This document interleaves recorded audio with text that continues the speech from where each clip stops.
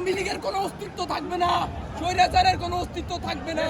আজকে বুলডোজার দিয়ে যদি বাগানো হয়, আমরা ঢাকা শহরের সব হাতুড়ি হাতে নিব, ঢাকা শহরের সব হাতুড়ি দিয়ে আমরা ভেঙে ফেলবো। না হয় বুলডোজার ঢুকাও তোমরা, ধানমন্ডি 32 থাকবে না, স্বৈরাচার বাংলাদেশে থাকবে না। স্বৈরাচারের রাস্তা না, ভেঙে দাও, উড়িয়ে দাও, ঘুরিয়ে দাও। এই যে আর গালা গালা না 32 থাকবে না। তাহলে ভাই এখন এই যে অনেক কিছু নিয়ে যাচ্ছে সেটা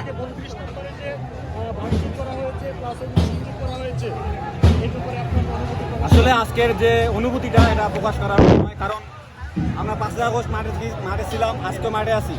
আমাদের যে বাৎসরিক যে ঈদের দিন, ঈদ মানে আনন্দ, সেই আনন্দের সাথে তাল মিলিয়ে সদস্যকে বলতে চাই যে স্বৈরাচারের যে আস্তানা, আর কখনো যদি স্বৈরাচার বাংলাদেশে ব্যাক করার চিন্তা ভাবনা করে, তাহলে আজকের এই ধানমন্ডির 32 বাহিনীর পরিধি থেকে বুঝতে হবে যে বাংলাদেশ স্বৈরাচার ঢোকা মাত্রই ছাত্র জনতা পিঁপড়ার মধ্যে মৌমাছির মতো তাদেরকে আটাক করবে।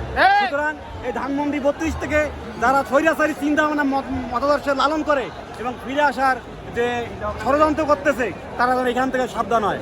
আজকের অনুভূতি আমরা প্রকাশ করতে পারবো না।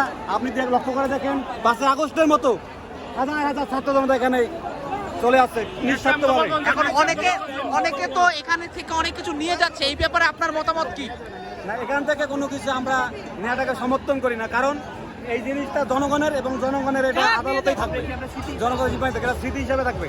আমরা ধানমন্ডি 32কে ধানমন্ডি 36 হিসেবে ঘোষণা দিতে চাই। ধানমন্ডি 32কে 36 হিসেবে ঘোষণা দিতে